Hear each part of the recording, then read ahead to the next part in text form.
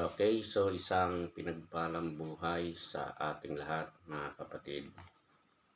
So ang ating pag-uusapan ngayon ay ang pagiging tapat sa pagkita ng salapi. Sabi po ng Kawikaan, Kapitulo 10, talatang 9. Kawikaan, chapter 10, verse 9. Ang namumuhay ng tapat ay pinaghaharian ng kapayapaan, ngunit ang may likong landas malalantad balang araw.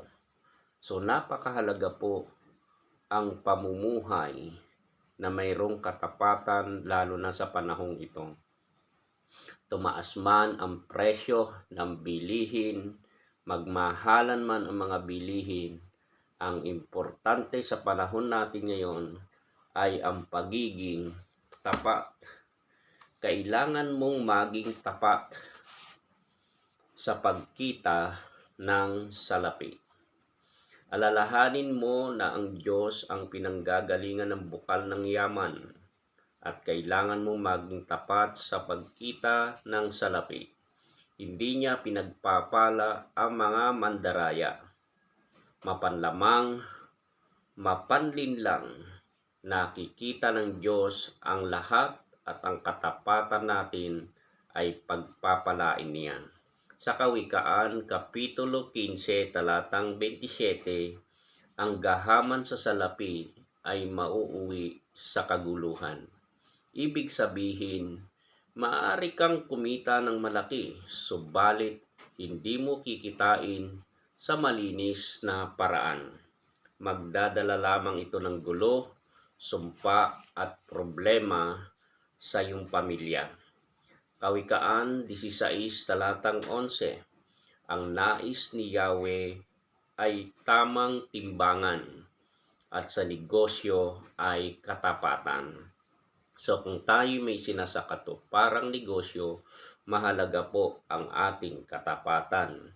Kung hindi ka magiging tapat sa kausap mo at may intention kang mandaya, hindi ka pagpapalain ng Diyos. Pinagpapala ng Diyos ang may katapatan at integridad.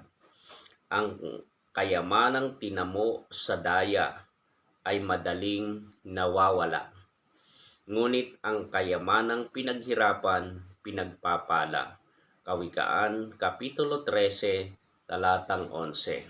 Kaya mga kapatid, napakahalaga po ang pagiging tapat sa pagkita ng salapi. So muli nating basahin ang sinabi ng Kawikaan, Kapitulo 10, talatang 9, ang namumuhay ng tapat, pinaghaharian ng kapayapaan. Ngunit ang may likong landas, malalantad balang araw. Okay, pagpalain at samahan tayo ng Diyos sa araw na ito. More blessing. Magpakatapat tayo. Lubusan tayong pagharian ng katapatan sa pang-araw-araw na pamuhay. Okay, thank you for watching. More blessing sa bawat isa.